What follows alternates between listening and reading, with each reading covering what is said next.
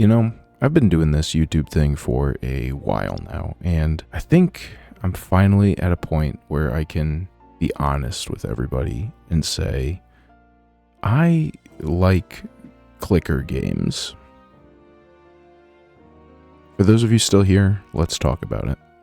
This may come as a surprise to people who watch the channel because so much of what I normally play are these expansive, story-driven games. I talked about it in my last video, but I usually enjoy the story of a game and look forward to that more than the actual playing of the game. So it may sound counterintuitive when I say that I enjoy clicker or idler games, where the whole point of it is just to mindlessly click until the numbers go up and get bigger. But for whatever reason, I find it very cathartic to use these kinds of games as in-between games. I think we've all been there. You just feel burned out from actually focusing on games. It stops feeling like a hobby. You don't want to do it anymore. And recently, I've kind of been going through that myself. I just haven't really been playing games with stories. I've been playing clicker games or arcade baseball games, but we're not talking about those. The big problem I have with these kinds of games, though, is I do still want an end. I do still want a goal to be working towards.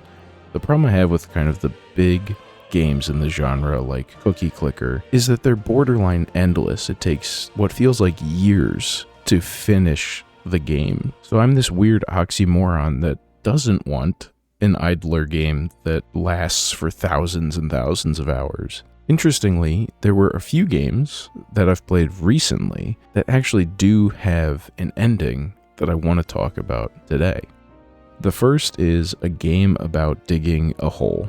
This is a pretty simple game where you play a guy who buys a house with a big yard in the back, supposedly with treasure at the bottom of it. And so you start digging a hole. As you dig, you get different ores that you can cash in to then buy upgrades. It's a short game.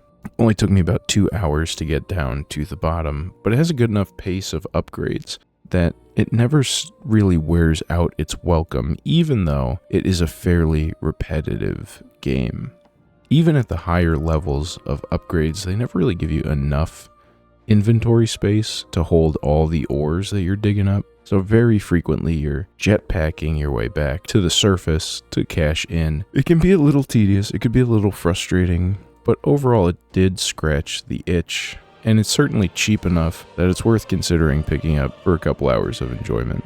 The next game is one that actually just came out within the last couple days, and it's called Cast and Chill. On the Steam page, this game is described as an idler, but it didn't really work for me because it is just different enough that I would actually push back on the description. The game does live up to its name, though. It is one of the most chill games I've ever played. You're just a guy in a boat with his dog, and you want to go fishing. That's it. You go out, you throw your line down, you wait till a fish bites, you reel it in. There's no mini game, there's no nothing. It's just simple fishing.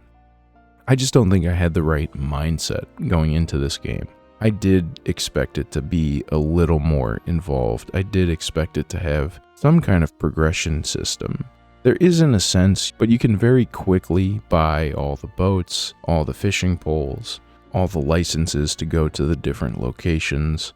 It's really not a game about progressing. It is just a game about chilling out. I am not a big fisher, but I assume that's what fishing is too. You don't really care about catching the fish, I'm sure that's a part of it, but the bigger reason you're going fishing is to be alone, to be zoned out in nature, and just kind of relax, and you definitely get that from Cast and Chill.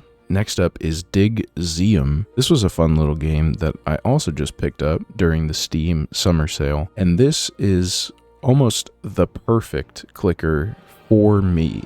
I was able to beat this game in 2 hours or so. It's a little more active, but what I really enjoyed about it is it has all of the features of some of those more insane clicker games, like huge numbers, a prestige system, but it handles it in such a way where it knows it's working towards an ending you can pretty quickly afford unlocks that allow you to keep a lot of the progress from the previous run as you go into the next run. That's usually the biggest problem I have with these kind of games is once you get past the first few hours or prestiges or whatever, you really have to like break out a spreadsheet to figure out when it's most economically viable to do the prestige because you've unlocked enough upgrades or you have enough prestige points to unlock whatever specific upgrades you need so that you gain income faster or whatever.